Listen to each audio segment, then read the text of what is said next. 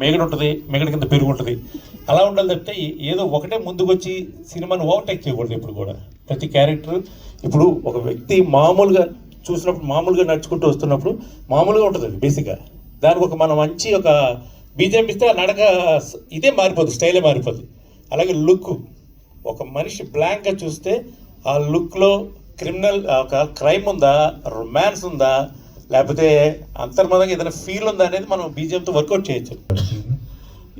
అతను ఏంటంటే ఒక ఒక మిల్క్ డైరీ ఫామ్ బిజినెస్ నుంచి ఒక రౌడీ షీటర్గా ఎదిగి ఒక కాకినాడ అనే టౌన్ని ఒక టైంలో రూల్, అంటే ఇది కొన్ని వాస్తవ సంఘటనలు కూడా దీంట్లో కొన్ని క్లబ్ చేశాడు తను. సో ఒక 15 years బ్యాక్ జరిగిన ఆయిల్ మాఫియా సంబంధించినటువంటి కొన్ని ఇన్సిడెంట్స్ ఇవన్నీ కూడా ఈ సినిమాలో ఉంటాయి. ఇవన్నీ కూడా అలా ఒక ఒక టౌన్లో ఒక కాకినాడ అనే ఒక డిస్ట్రిక్ట్ హెడ్ క్వార్టర్లో జనరల్గా మనం ప్రతి చోట ఒక రౌడీ షీటర్ అనే లీడ్ చేస్తూ ఉంటాం చాలా ఊళ్ళో చూసుకుంటే మనకు కూడా. అలాంటి క్యారెక్టర్ ఇది.